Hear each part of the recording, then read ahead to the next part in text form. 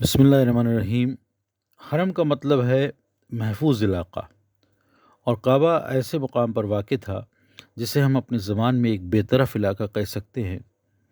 اس زمانے میں بھی کسی کو یہ اجازت نہیں تھی کہ حرم کی حدود میں کسی دوسرے سے جھگڑا کرے، اور آج بھی ایسا ہی ہے۔ حتیٰ کہ جب دو خونی دشمن حرم میں داخل ہو جاتے ہیں تو انہیں عارضی طور پر ہی صحیح اپنی دشمنی اور عداوت کو بھولنا پڑتا ہے۔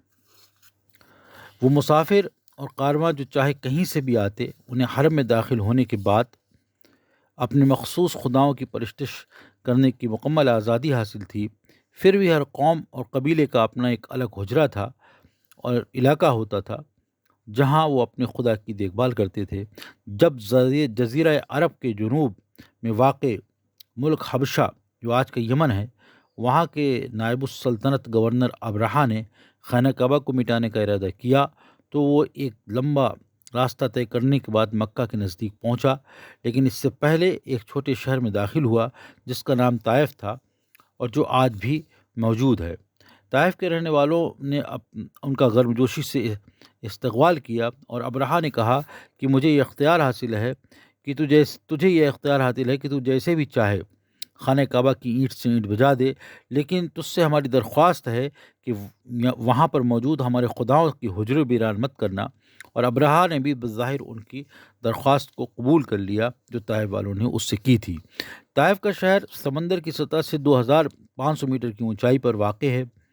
اس زمانے میں بھی وہاں پانی، پیڑ اور ہرے بھرے کھیت پائے جاتے تھے، اور آج بھی اس علاقے میں کھیتی باڑی اور شجرکاری خوب ہوتی ہے۔ طائف کے رہنے والے مکہ والوں کے سامنے اس بات پر فخر کیا کرتے تھے کہ وہ لوگ گیہوں کی روٹی کھاتے ہیں۔ اس بات میں حقیقت موجود ہے کہ مکہ کے رہنے والے روٹی کا استعمال بہت کم کرتے تھے، کیونکہ گیہوں کو دوسرے شہروں سے منگوایا جانا پڑتا تھا، اور ان کی اصلی غذا کھجور، اونٹنی کے دودھ، صحرائی جانوروں اور سوکھی مچھلیوں پر مشتمل ہوتی تھی۔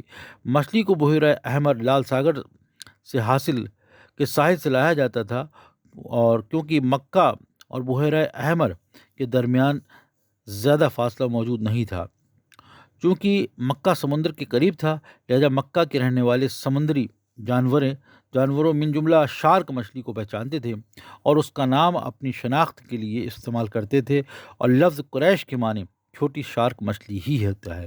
بعض علماء کرام نے لفظ قریش کو تقریش سے ماخوذ کیا ہے، جس کے معنی اکتساب، ذاتی محنت سے حاصل کرنا اور تجارت سے ہیں۔ پھر بھی قدیم عربی زبان میں قریش کا مطلب وہی ہے جو ابھی بتایا گیا، یعنی چھوٹی شارک مچھلی۔